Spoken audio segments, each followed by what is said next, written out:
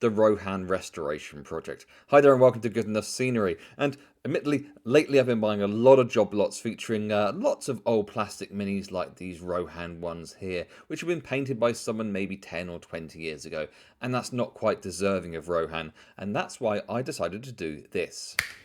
That's right, I created myself a Rohan display board, and in this video series you'll be learning all about it.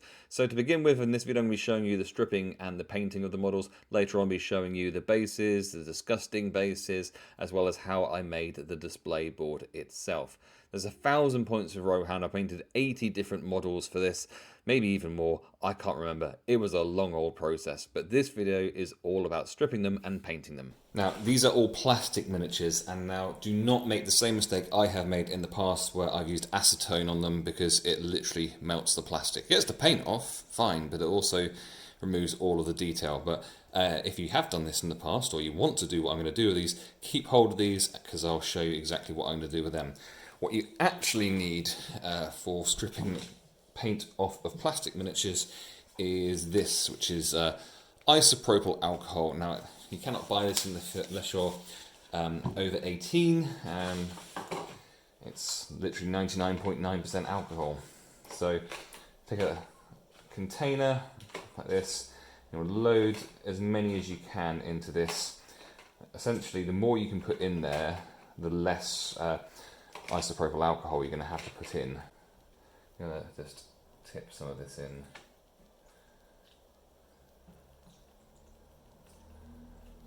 That'll do for now.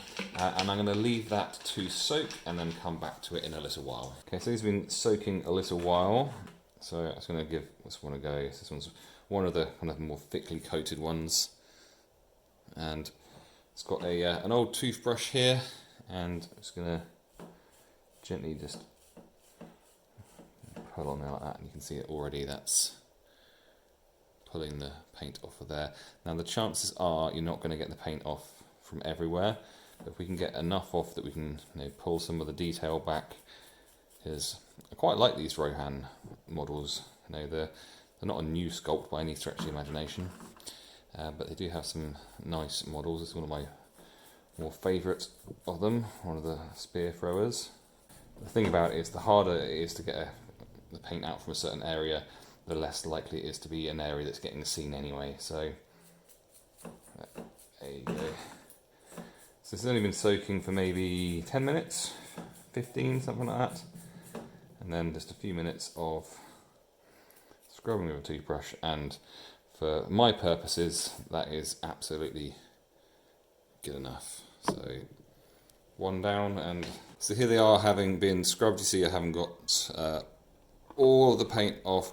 I'm now going to run these under just a cold water tap just to get the majority of the rest of the bits and pieces and stuff off. And the next step is the painstaking process of putting them all on bases. It's important that they are upright. Just going to borrow your spear a moment, sir. If any of them have got broken weapons, I'm not going to worry about that just yet. So we've got some reclaimed bases, so just a bit of super glue and then gluing them in, done.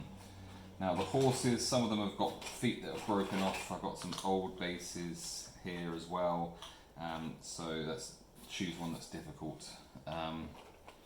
So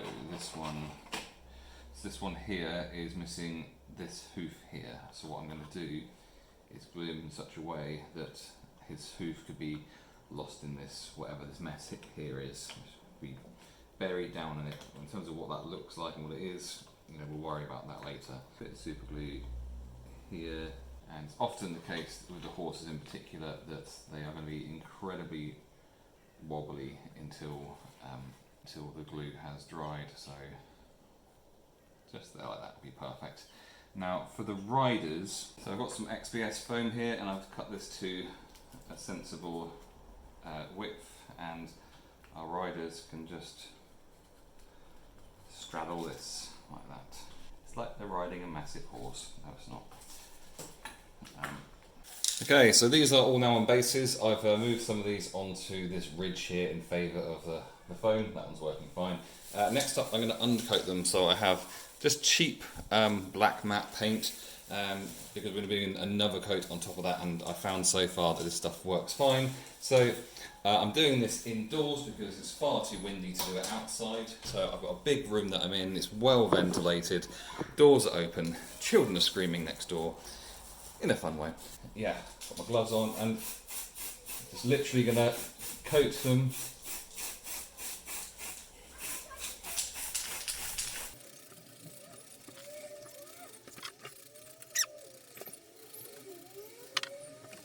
And that'll do.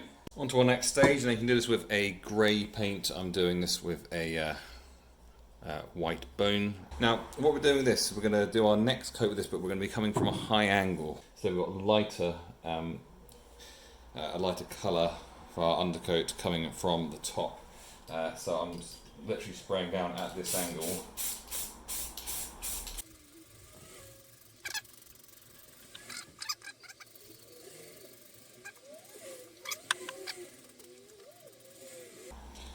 And that'll do for that. Okay, so this is what it looks like after those two different bits of undercoat. So you can see we've got some low lights and some highlights from that. I'm going to accentuate the highlights even further, so you want to get some white as white paint. So I'm using Citadel's White Scar, small makeup brush here. I'm going to dab that into the end like that. That's more than enough. And then get a bit of cardboard or something or other, and essentially we're going to be dry brushing this. So I'm going to be doing this until basically all of the colour has come out of it. I'm going to dry brush the whole thing, but we're doing this particular way. We're going to be dry brushing from the top downwards as much as we possibly can while still kind of picking out the details. So I'm not going down and up on the model, I'm only going down. You know, and for these like cloak folds and things, I am going to go like more across, but still going from top to bottom, so not going. I just want to catch the upper edges to make them really highlighted.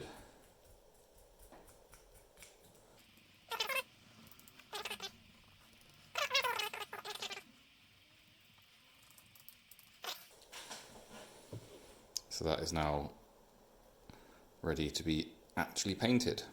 Exactly the same thing applies with the horsey horses. So just going from top downwards. Like that. And then the same thing with the riders. Again, just something like that. So there you go. I'm going to do that on the rest of them. So let's get into putting some paint on this. So I'm using speed paints from the Army Painter, and I'm not the best painter in the world, so what I want is something nice and quick and something that's going to look half decent. I think doing this preparation work combined with speed paints gives a good overall result, and doesn't require a huge level of skill. It requires mostly putting the brush in the right place. I'm sure there's certain ways that maybe you should start in terms of order. I always like to start with a cloak, and the reason for that is the cloak's normally the biggest part. So if you get that done, you feel like you've made a good start of it. So I'm using Absolution Green, what set they come from, and just with speed paints, the idea is just to kind of do one quick application, not really go over the same part twice unless you really have to. So I'm using a size 2 brush. I like to pretend I know what I'm doing when I choose one. I go, oh, this is a 00 thing. I literally have no idea what I'm doing with it. I go, yeah, that brush looks like about the right size for what I'm doing. That's how I like to do it. And this cloak comes all the way around underneath to here. It also comes all the way around under to there as well.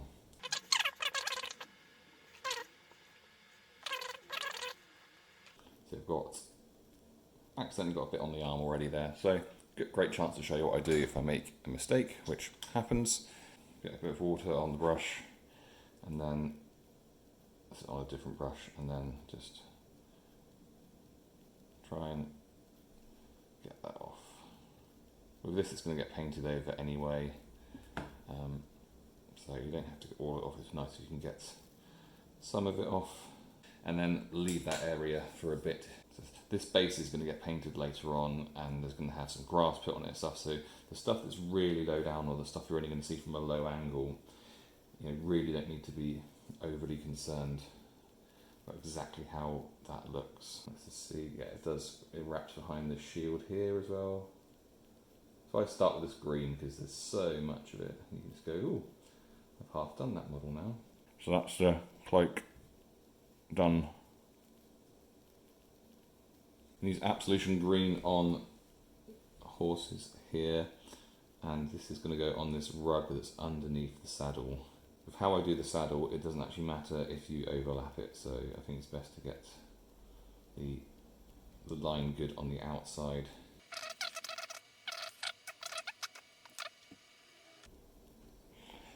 Like that. That's what we need that for. And use green on the cloaks of the riders of Rohan as well.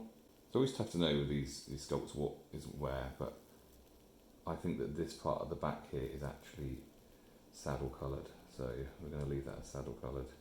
And you have this quiver here, which I'm not sure if it's particularly obvious, but sometimes that's open like it is there, and sometimes it's folded down and closed off, and that can look like cloak. I've made that mistake on them before.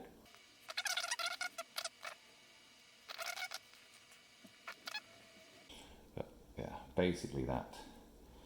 So I'm going to do the green, this Absolution Green, on all of the bits of horse, all of the riders, and all of the warriors.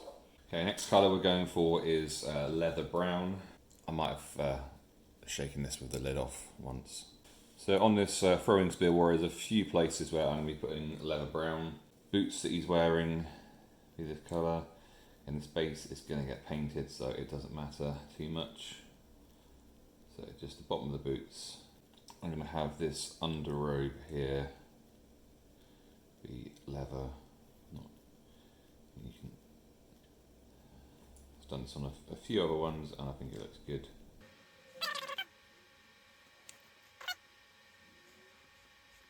And then there are a few bits here which are going to be like looks like a leather belt or something like that. Normally I do that with a base colour.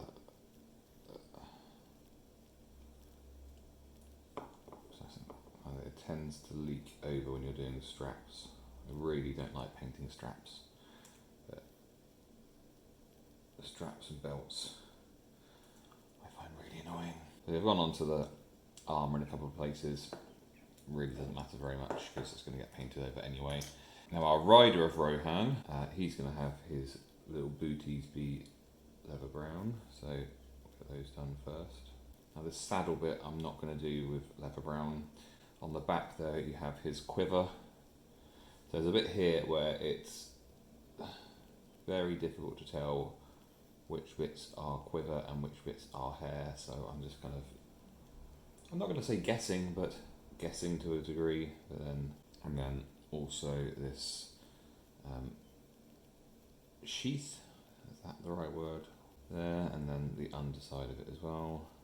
I'll tell you what, I'm going to do the inside of this arm here. I'm going to do that all leather brown because I could do a couple of different colours with the straps that are there. Like I said, I really don't like painting straps, so I'm just going to pretend that whole bit is just a bit of leather.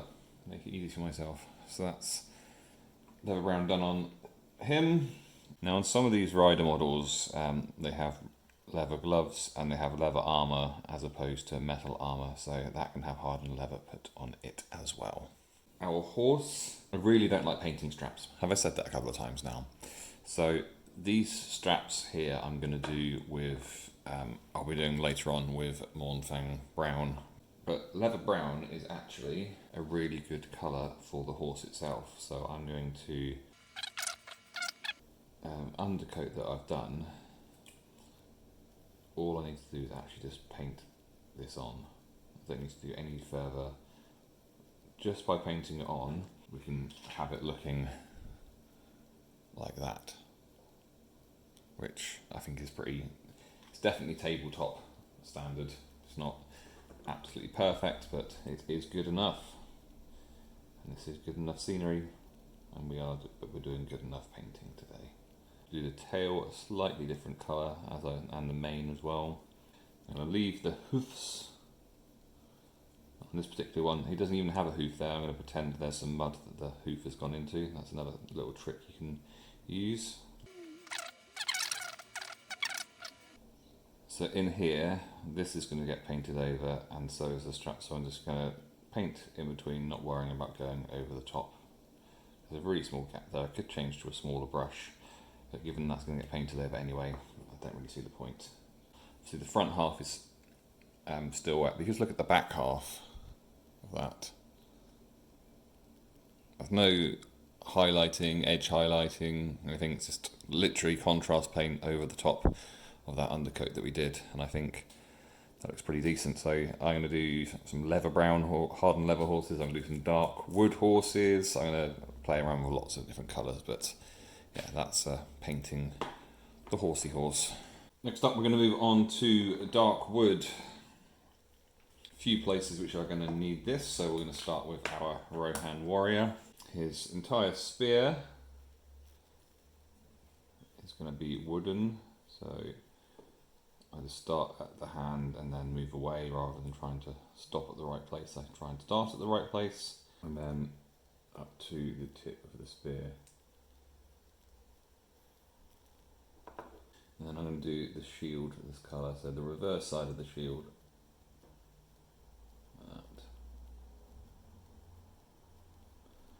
There's actually a wood grain pattern on this, and that is all he needs for dark wood. I can and I will be doing some horses which are dark wood in colour. Let's do his tail and mane in dark wood colour. And then the mane, this requires a little bit more care. It's not the end of the world if you go onto the skin here, because if you're going to go on the skin on the underside here, then it's going to create something darker on the skin in a place where it would have a bit of a shadow on it anyway, but better if you just don't get the paint in the wrong place. So that's fine. And then there are a few spots on our rider of Rohan's bow.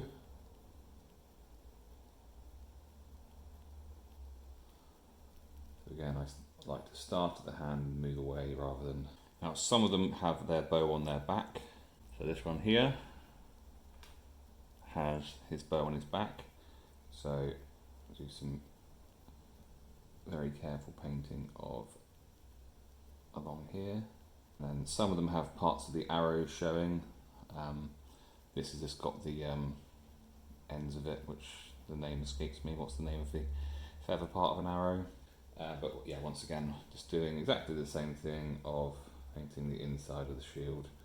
Oh, and of course his axe handle. So next up, I'm going to use some polished silver. This comes in a different set from Army Painter. So I'm going to use two different metallic paints. One is going to be for the weapons and the plates of armour, and the other bit is going to be for the chainmail. So the polished silver I like to put onto the chainmail parts. It doesn't really matter, and you can use the same one on all of it. But make sure this isn't too thick on here, because we want to make sure that we maintain the chainmail detail. And that is about it, I think. Rider here, it's going to be a similar case of just some on the chainmail here. Yep. Horse here, there's a metal thing that is covering his face, which I'm sure has a name, but I don't know what it is, so I'm going to say this bit here that covers his face. And entirely up to you, you can try and paint. There's some like buckle bits here, and there's some tiny little bits here that would be metallic. So I sometimes just try and put a little bit of paint on them, but the risk reward is not in our favour, well, not in my favour at least. This is broadsword silver, and so I use this for weapon blades armour plates.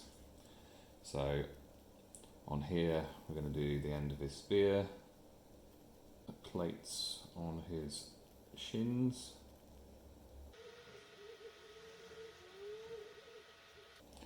and then finally we're going to do his helmet. Now some of these ones that have been restored can be a little bit difficult to see exactly how the helmets go, because the helmets are all very different. Some of them have it just up to their forehead, some will have it kind of right covering their eyes, but nothing on our horse for us to do with this one, but there is stuff to do on these other guys. So this guy's axe is going to be, he's got these shin pads, as if he's about to go and play football, and he's got a helmet.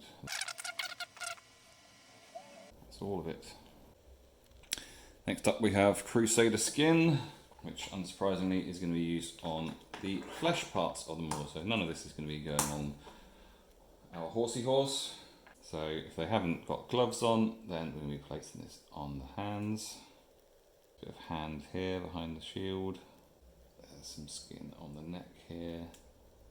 There's some skin on the face. There's a beard there as well, probably. Can't really tell at the moment.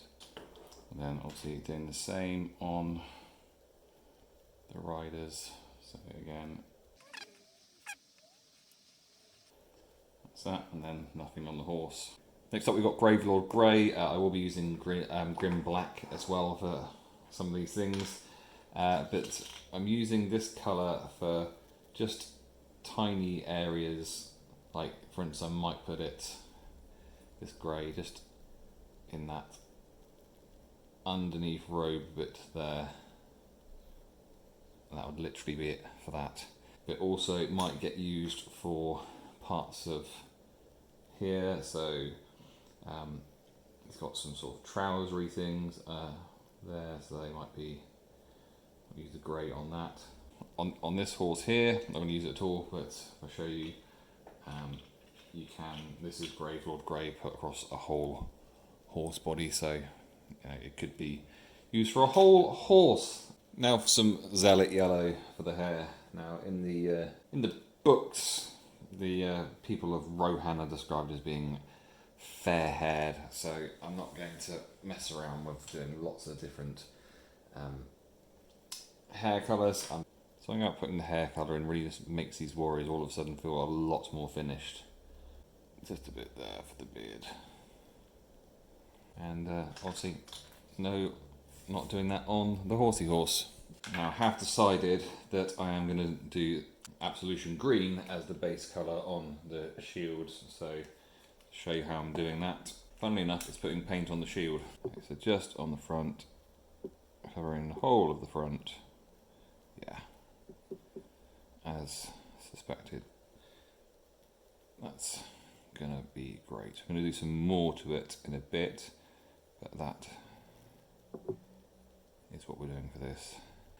And that's how he's looking as we come towards the end, not at the end yet. Let me show what I'm doing with the shield here.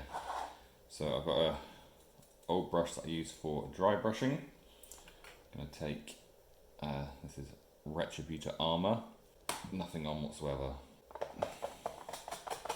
Try and do this until there's basically nothing coming off it at all. Going from the centre of the shield outwards, okay?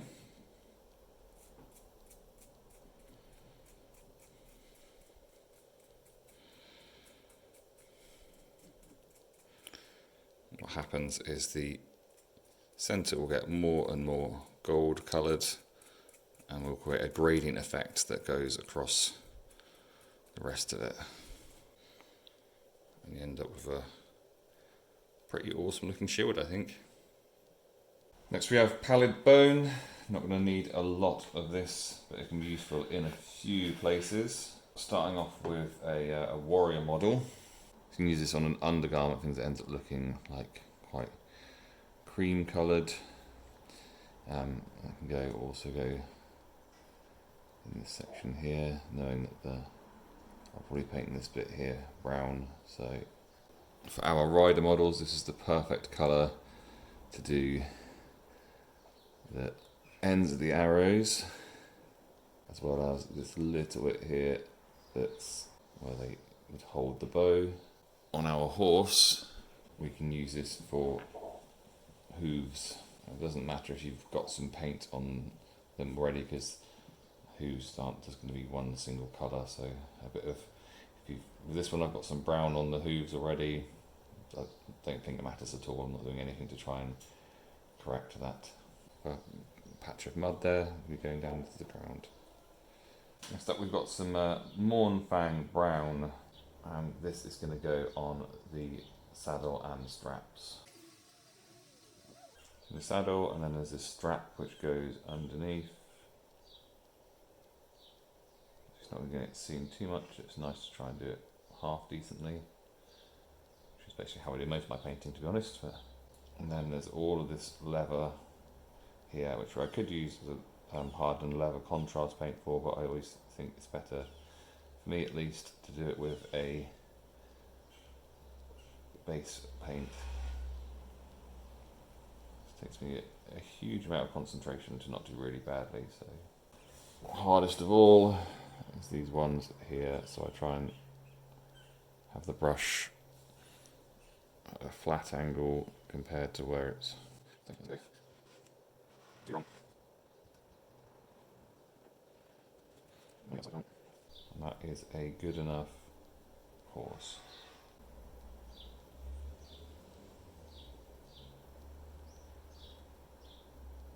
The other place we're going to be using this is on the saddle here.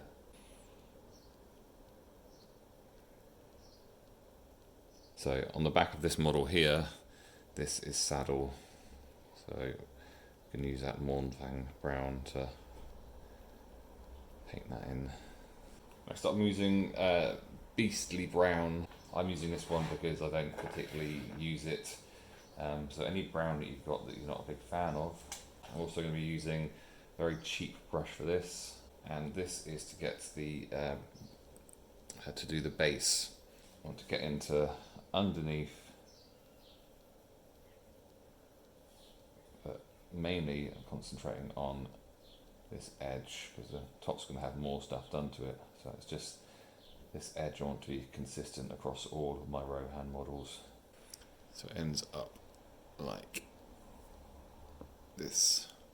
Exactly the same thing with our horse, and this is why you don't want to be using really expensive paint, because you end up using quite a lot of it. There we go. Ta-da! Okay, that's all of the paint done. It's just a couple of washes that we're going to put on just to finish it off. I'm going to start with Nuln oil. Any of the bits of metal, I'm going to put some Nuln oil on. So particularly looking at this chainmail,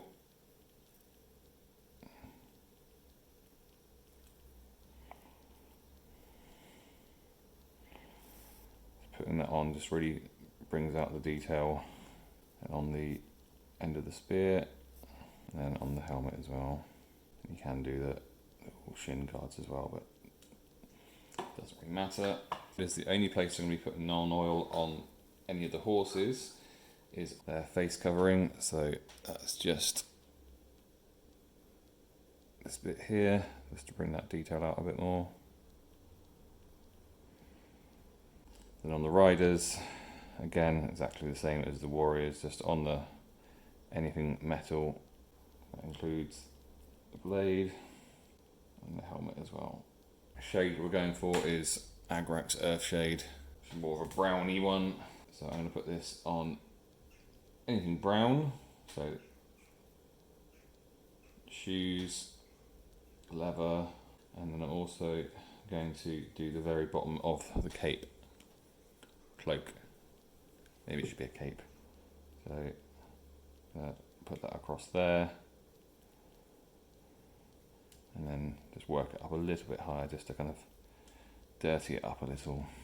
In terms of painting, we can consider incomplete once that's dry. On our riders, we can do exactly the same thing. Don't see any need to put any Agrax on the horse. I think it's detailed enough. Rider anywhere. Brown, like that. Basically finished.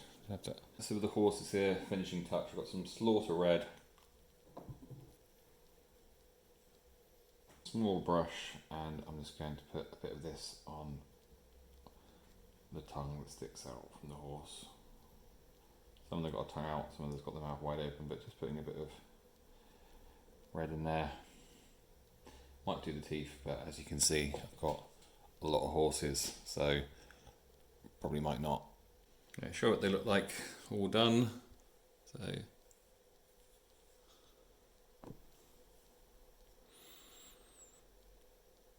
good enough. Here's one on a horse. Again, not perfect, but good enough. And given that I've painted 80 models, definitely good enough.